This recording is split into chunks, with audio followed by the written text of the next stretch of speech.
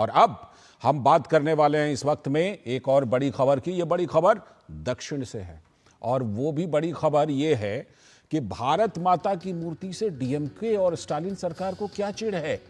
Madras high court ने फटकार लगाई है। मद्रास हाईकोर्ट ने भारत माता की मूर्ति जबरन हटाने को लेकर स्टालिन सरकार को जबरदस्त फटकार लगाई।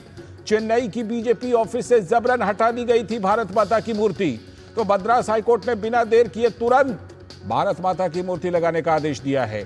कोर्ट ने स्टालिन सरकार को याद दिलाया कि निजी स्थान के अंदर मामलों को नियंत्रित करना ये क्या राज्य सरकार का काम है? ये बिल्कुल नहीं है। असली सवाल तो ये है कि डीएमके और उसकी सरकार को भारत माता से समस्या क्यों है? क्या तमिलनाडु में भाजपा के बढ़ते जनाधार से डीएमके और उसकी सरकार घबरा गई है क्या? यही असली कारण है क्या? इस बीच तमिलनाडु में हॉस्पिटल के अंदर एक डॉक्टर की हत्या से मेडिकल फ्रेटर्निटी में विरोध जबरदस्त हो रहा है। हाल ही में एक डॉक्टर पर हमले की घटना के बाद चिकित्सा कर्मियों ने आशंका भी इसकी जताई थी, तो चिकित्सा जगत से जुड़े लोगों ने राज्य में अपनी सुरक्षा को लेकर आशंका व्यक्त की है।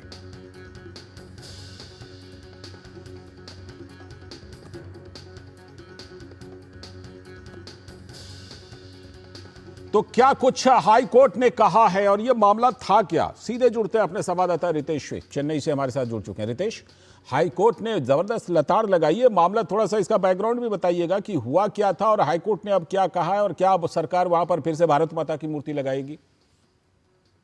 देखिए, सबसे पहली बात तो है कि जिस जमीन पर और जिसके बारे में पूरी चर्चा हो रही है, ये 2016 में जमीन खरीदी गई थी। भाजपा ने अपना यहाँ कार्यालय बनाने का निश्चय किया था, उसके बाद कार्यालय बना। और हमेशा की तरह आप भी जानते हैं, हम भी जानते हैं, जब भी हम और आप भाजपा के कार्यालय में कवरेज के लिए जाते हैं तो वहां एक भारत माता की मूर्ति लगी हुई रहती है, जिनके हाथ में तिरंगा रहे। ये भाजपा के ऑफिस की पहचान है और ये हर कार्यालय में लगा रहता है। यही एक प्रतिमा विरुद्धनगर में वहां स्थापित की गई, लेकिन वहां के अधिकारियों को ये बात पची नहीं। और यही कारण है कि पिछले साल ही 7 अगस्त की तारीख थी, अगर मैं गलत नहीं हूं तो 7 अगस्त की तारीख को पुलिस कर्मी वहां जाते हैं और ये बताते हैं कि यहाँ मूर्ति अवैध तरीके से लगी है। अच्छा। और इसलिए उसको उठा करके लेके चले जाते हैं, जबकि उनको ये जानकारी होनी चाहिए थी कि हर भाजपा कार्यालय में ऐसी प्रतिमा लगी हुई है, तो आप हर जगह से इसको हटा के लेके जाएंगे। तमिलनाडु के जितने भी कार्य, और तमिलनाडु क्या, फिर भारत के हर कोने में जहां भी भाजपा कार्यालय है वहां से ये प्रतिमा उठाई जानी चाहिए।